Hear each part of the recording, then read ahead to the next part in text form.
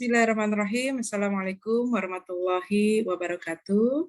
Alhamdulillahirrahmanirrahim. Dalam kesempatan ini, Ibu akan melanjutkan penjelasan mengenai pembahasan kita tentang hutang jangka panjang, khususnya obligasi. Ya, kalau dalam video sebelumnya, Ibu telah menjelaskan secara teorinya jurnal-jurnal yang terkait dengan pencatatan penjualan obligasi, ya. Insya Allah dalam video ini Ibu akan menjelaskan ya contoh soalnya ya untuk obligasi yang diterbitkan ya baik dengan metode yang dicatat untuk obligasi yang terjual ataupun untuk metode yang dicatat obligasi yang terjual dan belum terjual ya. Itu saja, insya Allah saat ini harapannya sih mudah-mudahan kalian dalam kondisi tenang, rileks ya, dan juga nyaman untuk belajar. Karena dengan demikian harapan Ibu kalian dapat dengan mudah memahami apa yang disampaikan dalam video ini. Ya, oke, Ibu share screen dulu ya.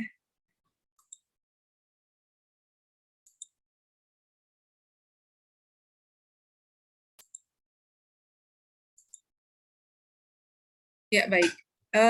Ini adalah ringkasan dari contoh soal. Sebetulnya ini adalah contoh soal ya, karena seperti janji Ibu dalam video sebelumnya bahwa Ibu akan menyajikan untuk pencatatan obligasi ini ya dengan menggunakan contoh soal ya. Oke. Terlebih dahulu ya Ibu sampaikan di sini bahwa untuk pengeluaran obligasi dapat dicatat dengan dua cara ya. Jadi untuk metode pertama adalah dicatat hanya obligasi yang terjual, dan yang kedua adalah dicatat obligasi yang terjual maupun yang belum terjual. Contohnya di sini seperti ini ya. Pada tanggal 1 Januari 2002, PT Manopos merencanakan mengeluarkan obligasi dengan nilai nominal sebesar Rp1.000 dengan bunga 10% per tahun. Obligasi akan dijual pada waktu yang berbeda, tergantung kepada kebutuhan uang. Misalkan transaksi terjadi seperti jurnal di bawah ini. Nah, ini adalah keterangan untuk soalnya, di mana obligasi tersebut nilai nominalnya Rp1.000, bunganya adalah 10% per tahun. Nah, bagaimana untuk pencatatan daripada pengeluaran obligasi ini? Kita akan bahas dulu untuk pencatatan hanya untuk obligasi yang terjual ya. Metode yang digunakan mencatat obligasi hanya terjual saja ya. Sebagaimana slide yang sudah Ibu sampaikan sebelumnya bahwa ketika menggunakan metode mencatat obligasi hanya yang terjual ya, ini ketika merencanakan pengeluaran obligasi, ketika baru merencanakan itu tidak ada penjurnalan atau tidak ada pencatatan jurnal ya. Nah, nanti ketika obligasi akan dijual ya, ketika obligasi dijual baru perusahaan akan menjurnal. Menjurnalnya bagaimana?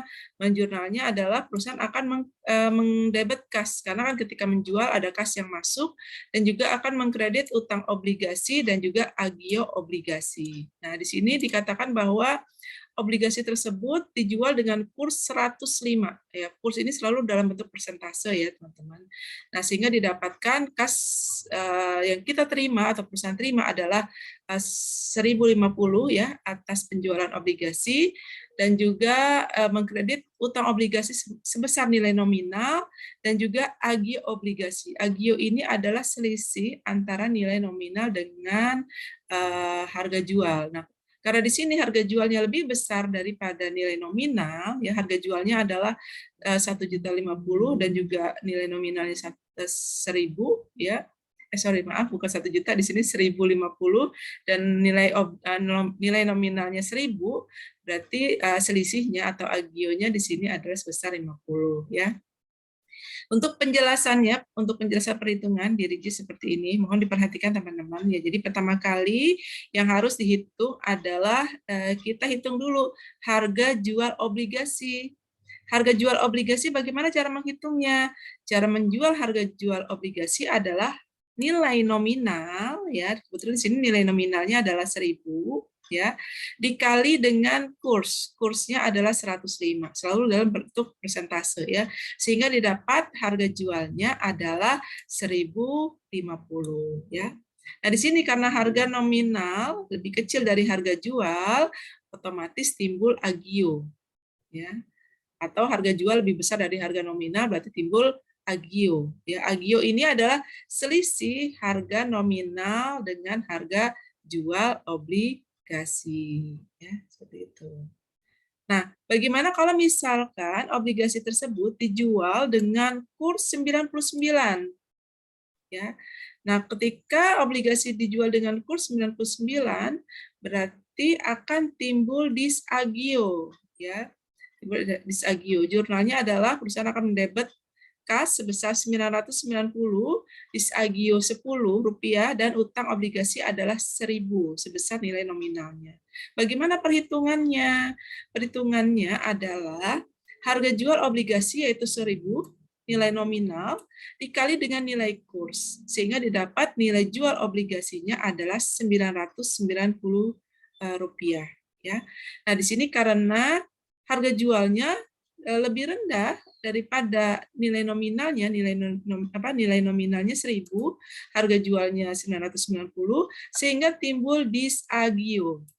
Jadi disagio ini adalah selisih harga nominal dengan harga jual. Dan disagio ini timbul ketika harga nominalnya lebih besar dari harga jual obligasi atau harga jual obligasinya lebih kecil dari harga nominal ya, seperti itu.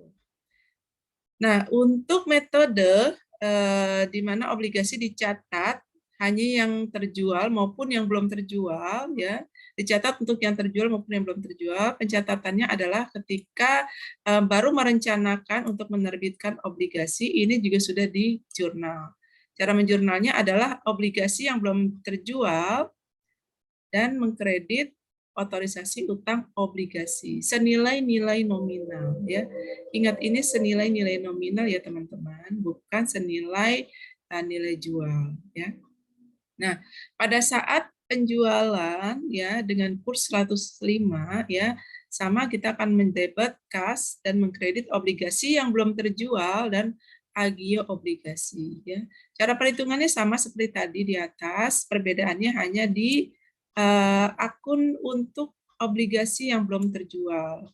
Kalau di metode pencatatan yang hanya terjual maupun yang belum terjual, di sini di kreditnya adalah obligasi yang belum terjual. Tapi kalau pencatatan untuk obligasi yang terjual, berarti di sini mengkredit utang obligasi ya. Mohon teman-teman ini Ibu ulang-ulang terus agar kalian tidak terbalik ya dan tidak salah nanti ketika ada soal seperti ini ya. Untuk perhitungannya sama insya Allah, tidak beda dengan penjelasan sebelumnya. Nah, begitu pula dengan ketika kurs ini lebih rendah dari nilai nominal sehingga timbul disagio, sama perhitungannya, perbedaannya hanya di kreditnya saja untuk obligasi yang belum terjual ya. Oke. Kemudian bagaimana pencatatan untuk penjualan obligasi dengan cara dipesan ya. Kadang-kadang penjualan obligasi dapat dilakukan dengan cara pesanan. Dengan cara ini pembeli membayar uang muka dan akan melunasinya pada tanggal tertentu. Dalam penjualan obligasi melalui pesanan, surat obligasi akan diserahkan setelah pembeli melunasinya. Sedangkan yang belum dilunasi akan dicatat pada rekening piutang obligasi. Dan yang sudah dilunasi akan dicatat ke dalam rekening utang obligasi. Pencatatan agio atau disagio dilakukan pada waktu pesanan diterima. Ya. Nah, bagaimana cara menjurnalnya? Ya, Ini untuk penjualan obligasi dengan cara dipesan, ya. Metodenya ada dua. Apabila obligasi yang dicatat hanya terjual, ya, sama prosedurnya seperti yang tadi di awal, bahwa ketika merencanakan ini tidak perlu di jurnal untuk obligasi yang terjual, yang dicatat hanya yang terjual saja, ya. Nah, di sini diinformasikan bahwa obligasi tersebut nilai nominalnya adalah 1 juta, ya, dan bunga obligasinya 10%, ya. Dan di sini diberi informasi bahwa harga per lembar daripada obligasi tersebut adalah Rp1.000 per lembar. Oke. Nah, ketika terjadi pemesanan, ya, dicatat, ya. Nah, pada tanggal 1 Mei diterima pesanan, yang diterima pesanannya di sini hanya 200 lembar, ya. Harganya per lembarnya tadi 1.000, ya. Dan kursnya di sini 101, ya. Ini soal, ya, teman-teman. Pembayaran pertama 40%. Nah, kalau ada soal seperti ini, bagaimana menjurnalnya? Ya, tolong teman-teman, biasanya kalau ujian nih soalnya kayak gini doang nih.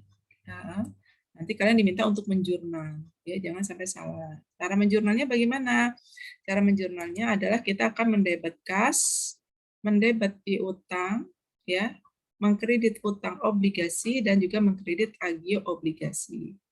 Nah, bagaimana cara menghitungnya, cara perhitungannya, ya? Kenapa kok kas bisa dapat kenapa kok kita perusahaan yang menerbitkan obligasi dapat uangnya 80.800 gitu, ya. Kemudian di sini ada piutang sebesar sekian yang harus ditagih, ya. Nah, bagaimana cara perhitungannya? Sama kurang lebih seperti tadi, ya. Di sini kita hitung dulu harga nominal, ya. Tadi pemesanannya adalah 200 lembar. Per lembarnya adalah 1.000, ya. Per lembarnya adalah 1.000, maaf dikurang 1, ya, seharusnya ada 0 di sini, ya. Jadi total 200.000. Harga jual, ingat kalau kalian ditanya harga jual, berarti kalian rumusnya adalah harga nominal dikali kurs. Kalau ditanya harga jual, itu adalah nilai nominal dikali kurs. Kalau yang ditanya adalah harga nominal, berarti lembar dikali harga per lembar. Itu adalah nilai nominal. Bisa dipahami, ya, teman-teman, ya, perbedaannya, ya. Oke, di sini harga jual ini adalah 200.000 dikali kurs, sehingga dapat harga jualnya 202.000. Nah, di sini harga jualnya lebih besar daripada nilai nominal yang hanya 200.000, sehingga selisihnya ini, yang 2.000 ini, kita sebut dengan agio. Ya, di sini agionya 2.000, ya. Nah, kas yang diterima, ya, karena ini pesanan, baru diterima 40%. Berarti kas yang kita terima baru 80.800, ya, 40% dari harga jual 202.000, ya, sehingga kita terima 80.800. Sisanya yang belum kejual, ya, itu kan 60% lagi sebesar 121.200 itu masuk sebagai piutang atau tagihan perusahaan, ya. Nah, ini kalau misalkan perusahaan menjual obligasinya dengan cara pemesanan. Jadi kalau cara pemesanan biasanya ada DP, ini biasanya kas ini yang kita terima ini adalah DP-nya, ya, 80.800, kemudian sisanya tagihan. Tagihan atau piutang sebesar 121.200, ya. Kemudian nilai obligasinya adalah 200.000 dan selisih daripada nilai nominal dengan nilai jual ini timbul agio yaitu sebesar 2.000, ya. Mudah-mudahan bisa dipahami, ya, teman-teman. Nah, ini kalau misalkan terkait dengan pemesanan yang timbul agio, ya. Nah, kemudian pada tanggal 1 Juli diterima uang sisa pesanan 60% dari obligasi sebanyak 75 lembar, ya. Nah, di sini kalau kita terima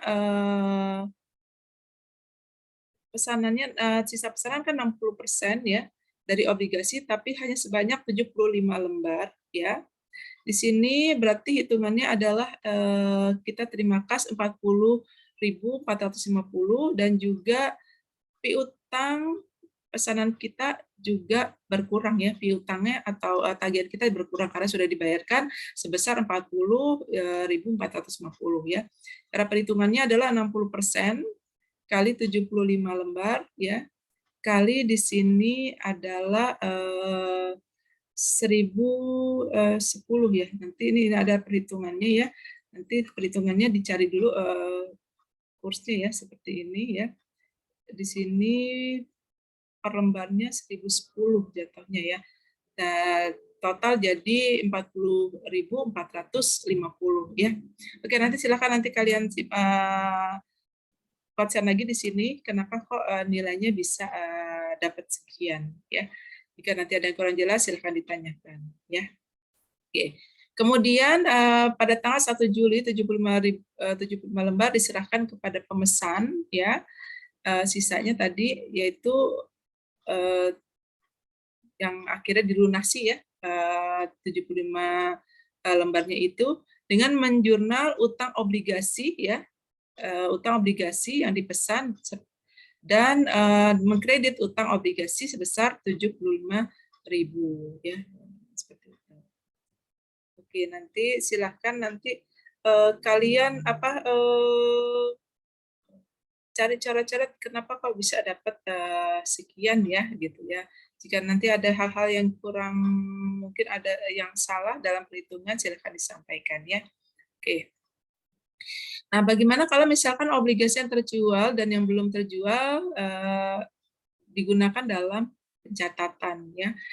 Nah, untuk ketika perusahaan merencanakan untuk pengeluaran obligasi, yang baru merencanakan bahwa perusahaan sudah mencatatnya, obligasi yang belum terjual di debit dan di kredit adalah otorisasi utang obligasi.